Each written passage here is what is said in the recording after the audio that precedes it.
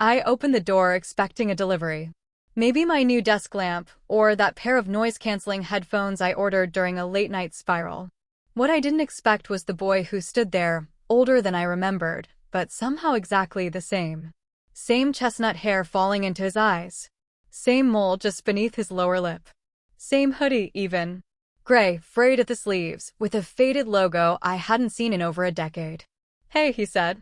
Like it was yesterday. I didn't move. My hand gripped the doorframe. My pulse roared in my ears. Because the boy standing in front of me was Ryan. My cousin. My mother's nephew. The boy who disappeared 11 years ago and was never found. We searched forests, lakes, hospitals, morgues. Flyers. News crews. Candlelight vigils. There was a photo of him in every room of my childhood home, next to birthday cards and baby pictures. His was the ghost that never left us, not fully. And now, he was here. Alive. Breathing. With not a single wrinkle or scar to show the passage of time. I didn't know where else to go, Ryan added. His voice was quiet. Measured. "Can I come in?" I should have shut the door. Called someone. Screamed. But instead, I stepped back and let him walk into the hallway like we were picking up a conversation left unfinished. He dropped a black backpack to the floor, one I didn't recognize, and looked around the place like it belonged to him. "This used to be your mom's house, right?" he asked. "Before she moved?" I nodded slowly. "She signed it over to me after college." He smiled faintly. "Looks the same." My heart thundered. "Ryan, where the hell have you been?" He tilted his head. "It's complicated." I stared at him, searching for something, a scar, a limp, any physical evidence that he'd been through what we feared, a runaway, an accident, worse. But there was nothing. He looked like he'd stepped out of a photo album and into my hallway. "Why no?" I asked. "After all these years?" He shrugged. "I couldn't come back until I knew it was safe." Safe from what? That's when he paused. Just for a second. Just long enough that the silence between us thickened. "There are things I can't explain yet. But I promise I didn't forget about you." I sat down on the armrest of the couch. My legs didn't trust me to stand much longer. "How did you find me?" I asked. He smiled again. "You always said you'd live near the bookstore with the blue awning. Remember? I figured I'd try there first." I did say that. Once. In passing. I was 11. Before I could ask anything else, Ryan's expression shifted. His eyes darted toward the window. "Can you close the blinds?" he asked. Quiet. Urgent. "Why?" "Just trust me." I stood and pulled them shut. Ryan exhaled. And then he said something that chilled me deeper than the October air outside.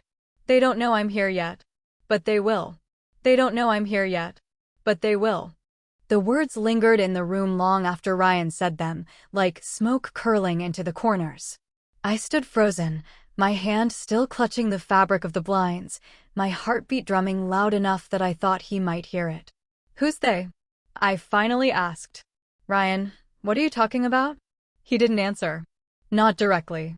Instead, he stepped toward the hallway mirror, the one beside the coat rack, and stared at his own reflection like he wasn't sure it would still be there.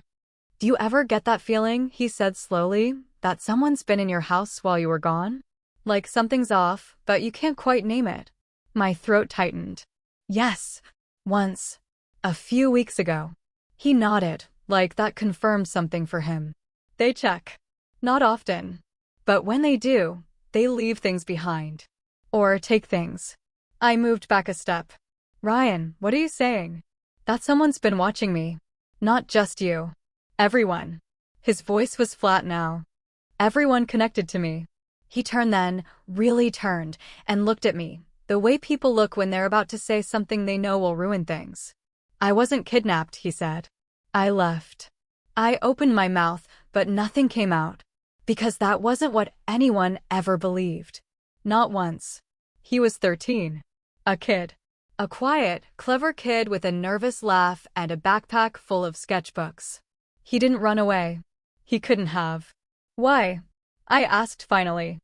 But before he could answer, a buzzing sound filled the room. Low, mechanical, pulsing. Ryan stiffened. Turn off your phone, he said. And Wi-Fi. Everything. I reached for my phone instinctively. Notifications blinked on the screen, texts from Mom, a calendar alert, and one message from an unknown number that read simply, "Did he arrive?" I stared at it. Ryan. He grabbed the phone from my hand and yanked the battery pack out like he'd done it 100 times before. "You didn't tell anyone I was coming, right?" "Of course not. I didn't even know." He looked relieved for a split second, but then his face went blank again. He walked to the living room and scanned the walls like he was searching for something invisible. "I shouldn't have come here," he muttered. "It's not safe for you. Not now. You don't get to show up after 11 years and then tell me I'm in danger." Ryan turned slowly. "I didn't choose to disappear. I chose to survive." "There's a difference." "Survive what?" The buzzing returned. But this time it wasn't coming from my phone. Ryan's head whipped toward the ceiling. He pointed. "Upstairs," he said. "Do you still keep the attic door shut?" I blinked. "Yeah. Why?" He didn't answer. He just bolted for the stairs. I followed, half in fear, half in disbelief, all of me trying to piece together how this became my life in under 10 minutes. The attic hatch groaned when Ryan pulled it open. He grabbed the ladder like he already knew how it worked, how my house worked, and climbed up fast, quiet. I hesitated at the base. "Ryan?" I called softly. There was silence above me. Then a single word. "Don't come up yet." I waited. 10 seconds. 20. Then something metallic clattered to the floor above, followed by a sound I hadn't heard since childhood. A click. Like the turn of an old, rusted lock. The click echoed through the ceiling like a memory I hadn't realized I'd buried. There was something ancient about it, not the sound itself, but the way it seemed to pull the air out of the room. Like the house recognized it. Like I should have. I called out again. "Ryan?" No answer. The silence above stretched too long, and my heart started doing that offbeat rhythm it always did when something was wrong. I put one foot on the ladder. "Don't," came his voice. Quiet, but sharp. "I need to check if it's still there." "What's it?" I asked. A beat. Then, the box. That word alone, so ordinary, so deceptively simple, made my spine stiffen. Because I remembered a box. From when we were kids. It lived in the attic corner no one went to. Behind a pile of Christmas decorations and a dented suitcase full of moldy winter coats. We weren't allowed up there, not really, but once, during a storm, the power went out and Mom couldn't find candles. She'd sent us up with a flashlight. And Ryan, he'd found something. A wooden box. Small. Locked. Covered in symbols we thought were just bad doodles. I hadn't thought about it in years. I climbed up anyway. The attic was colder than I remembered. The kind of cold that doesn't belong to August. Ryan stood hunched over by the far wall, flashlight in hand, brushing away cobwebs. The air smelled like cedar and rust. My chest tightened. "What is this?" I asked again, louder this time. He turned toward me, and for the first time, he looked rattled. "It's gone." "The box." He nodded. "What was in it?" He looked at me, eyes wide but unreadable. "I don't know. We never opened it. But someone did." We stood there, frozen, the two of us surrounded by dust and shadows and the echo of something just out of reach. Then Ryan knelt and brushed at the floor. The dust cleared in a square shape, darker wood, freshly exposed. "Something was placed here recently," he said. "You haven't been up here?" "Not in years." He didn't look surprised. Then, from the far side of the attic, came a sound neither of us expected. A creak. Slow. Weight shifting. Like someone had just leaned on the beams. Ryan's head snapped toward the noise. He flicked off the flashlight. We held our breath. Nothing. Then a whisper. Not a voice. Just a shift in air pressure, like someone had inhaled nearby. Ryan grabbed my arm. "We need to go. Now." We scrambled down the ladder and slammed the attic door shut behind us. He pulled an old chair under the hatch and wedged it firmly. "What was that?" I demanded, backing away. He shook his head. "I'm not sure. But if they're already this close, it means they know I broke protocol. Who knows?"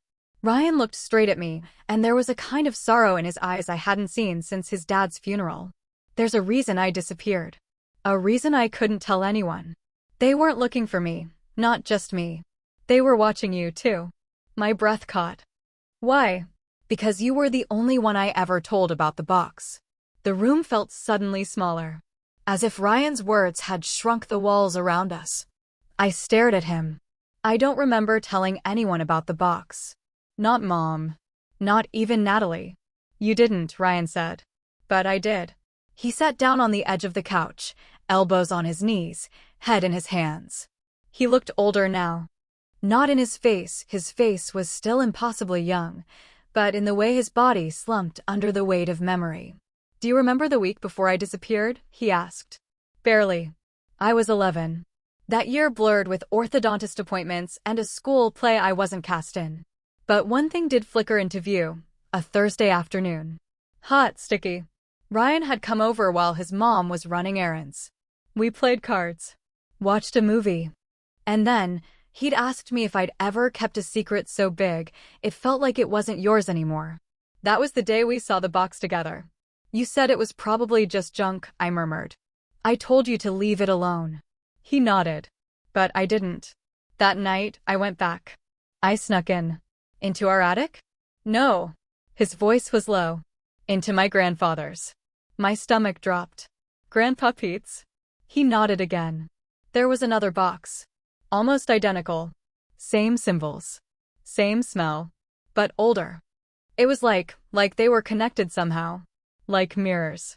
Why would Grandpa have? I don't know, Ryan interrupted. But the night I opened it, things changed.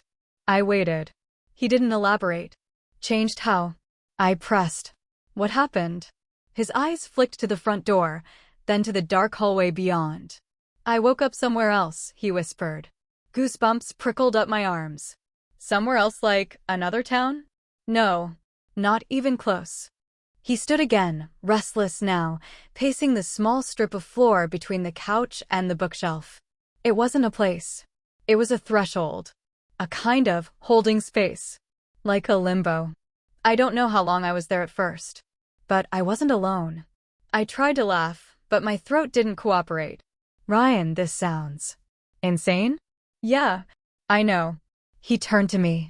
But I didn't imagine it. I didn't dream it. There were others.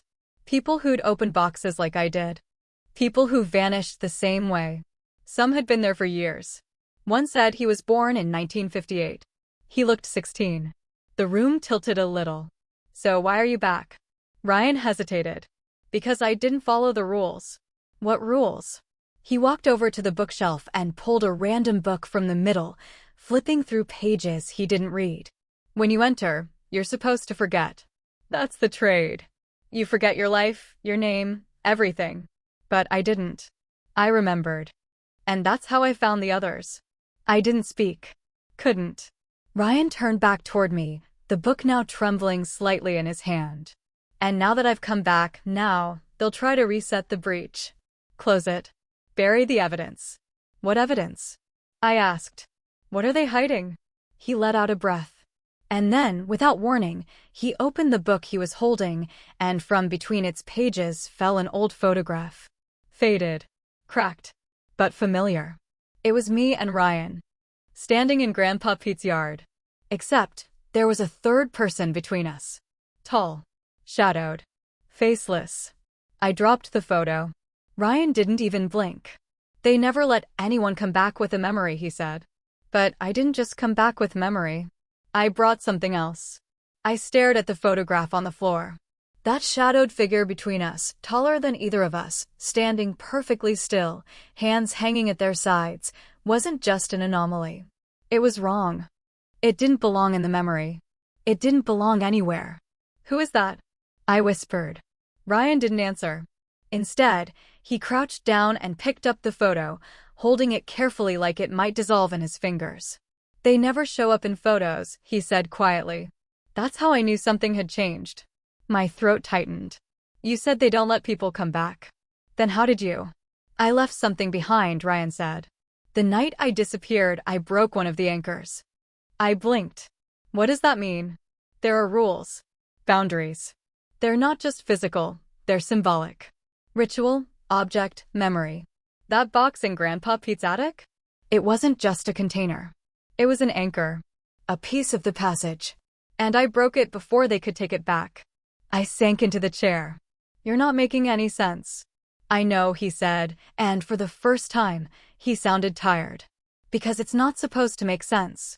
That's how they win. They twist logic. Memory. Make you think you just dream things. That you're crazy. That childhood ghosts are just imagination. I closed my eyes for a second. Just to breathe. Just to slow the spinning. But the moment I did, a sound surfaced from the hallway. A rustling. Soft. Repeating. I opened my eyes. Ryan had heard it too. He turned his head slowly, like he already knew what we'd see. Then nothing. Just the hallway. Dimly lit. Still. But the noise had stopped. He stood up. We need to burn it. What? The photo. The book. Anything connected to them. We can't let it stay in the open. My instinct was to object, to hold on to the photo like it might offer some clue. But a shiver rippled down my spine. Something deep inside me, something I hadn't heard since I was a child, was whispering that he was right. We moved quickly. Ryan built a small fire in the fireplace, fed the photo in first. It curled and blackened without a sound. Then the book, an old novel I barely remembered owning, was reduced to ash in seconds. I didn't know if it would help. I only knew that when the last corner of the cover dissolved, I could breathe easier. Did they follow you? I asked finally. I don't think so, he said. But they're watching. How do you know? Ryan didn't respond. Instead, he pointed toward the front door. There, under the crack between the door and floorboard, was a slip of paper. Folded. Perfectly square. Like it had been pushed under without a sound. Neither of us moved at first. Then Ryan stepped forward, crouched, and picked it up.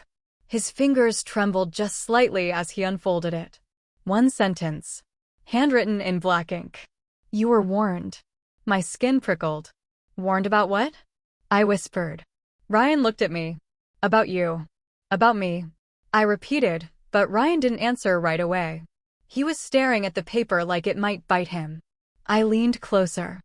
The handwriting was smooth, deliberate, elegant, even. The kind of script you'd see in old guest books or forgotten diaries. Familiar somehow. Too familiar. Who wrote this? I asked. Ryan slowly folded the paper again. I don't know. But I've seen it before. Where? He hesitated. Inside the other box. The one in Grandpa's attic. The silence stretched long enough to feel heavy. I sank onto the floor beside the coffee table, trying to piece together a reality that had started unraveling the moment I opened the front door. I'd thought I was welcoming back a ghost. But maybe the ghost was never the problem. I thought this was about you, I said, my voice low. That you were the one they wanted. But now. Ryan nodded. I used to think that too. He sat across from me, arms resting on his knees, the fire behind him flickering shadows across his face. But the last time I spoke to anyone, if you can even call it speaking, they asked me one question. Just one. I waited. He didn't blink. They asked me what you remembered. Me? Yes. You. I felt the floor shift beneath me, though it didn't actually move. I don't remember anything. Ryan tilted his head. Don't you? I opened my mouth. Then closed it. Because the truth was I wasn't sure. There were moments from childhood that had always felt off. Blurry edges. Time that didn't quite add up. Once, I remembered waking up in the middle of the night on the roof, curled in a blanket I didn't own. Another time, I found my pillowcase inside out, filled with sand.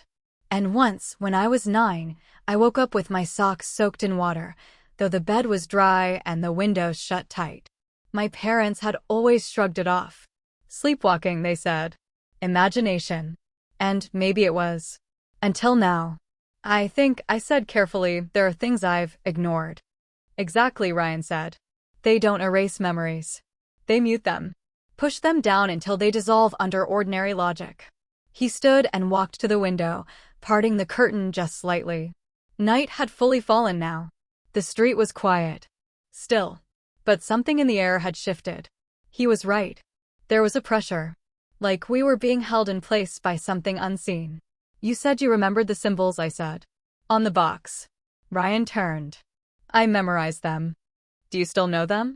He nodded once, then reached into his backpack and pulled out a folded piece of old notebook paper. Faded, frayed at the corners. On it were rows of strange, looping marks. Symbols that looked like they belonged in ancient temples or buried ruins.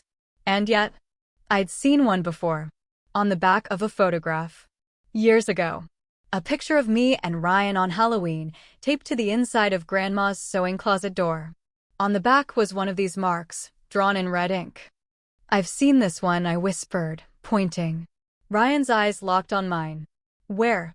At her house. The sewing room. He inhaled sharply. That means she knew.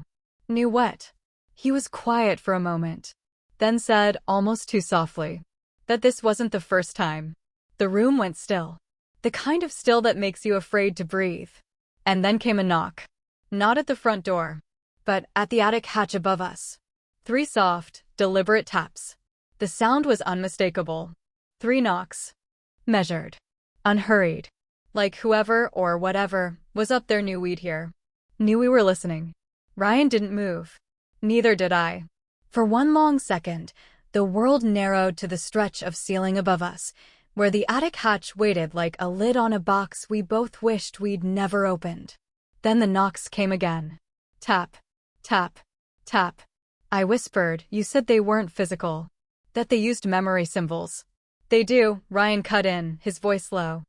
But once a doorway is open, they can cross. Just for moments. Just long enough to correct errors. I didn't ask what that meant. I didn't want to. We stood in silence, the kind that feels crowded, as if someone else is already in the room. And then, slowly, Ryan turned toward me. There's something I didn't tell you, he said. Of course there is, I muttered. When I was inside, wherever that was, I remembered something I hadn't thought about since we were kids. Something small. Stupid, even. He sat down on the floor again, folding his legs like a kid in a classroom. There was this day, we were maybe 7 or 8, and we found that weird key. Remember? It was in Grandpa's garage, behind the paint cans. Vaguely, yes. A brass key with a rounded bow, too ornate for any lock we'd ever seen. We'd played with it like it was treasure. Then it disappeared. Do you remember what you said that day? Ryan asked. I frowned. No. You looked right at me and said, this opens things that should stay shut. A chill rippled through me. I thought you were just being dramatic, he continued. But later that night, I had a dream. About the attic. And the box. I hadn't even seen it yet. But in the dream, you were holding the key and your eyes were wrong. I shook my head. That's not possible. I thought so too. Until I found a drawing in one of the old notebooks the others had made. One of them had seen you years ago. Described you in detail. Before I ever spoke your name. My stomach turned. You're saying they used me? I'm saying they might have needed both of us, he said. One to open the door. One to remember where it was. The attic creaked again. No knock this time. Just pressure. Shifting weight. Like someone kneeling just above us. I backed toward the fireplace. We need to leave. Ryan didn't follow. I can't, he said. If I leave, they'll reset it all again. My memories. Yours. And next time, we won't get them back. A deep quiet settled. Then he added, almost in a whisper, that's what they did to her. My breath caught. To who? He looked up at me, eyes wide. Grandma. My knees buckled. I sat down hard on the carpet. She knew, Ryan said. The marks. The sewing room. The photo. She was one of them. Or at least, she'd seen behind the veil. I don't believe you. He nodded. That's what they count on. And now they want to finish what she couldn't. Above us, a line of dust fell from the hatch. Then came a click. The sound of the lock unfastening. The lock turned with a soft, mechanical clink, quiet, almost polite. But in that sound, I felt something vast stir awake. Not a person. Not even a presence. A memory, maybe. One older than either of us. Older than the house. Ryan shot to his feet. They're coming through. I stumbled backward, instinct overriding logic. We have to go. Now. No. Ryan's voice was iron. If we run, it starts over. That's the pattern. It has to break here. But how? I demanded. We don't even know what they are. He looked at me then, and in his eyes, I saw something I hadn't since we were kids, that terrible calm he got right before doing something reckless. We don't need to fight them, he said. We need to finish what she started. Grandma? Ryan nodded. She tried to seal the doorway.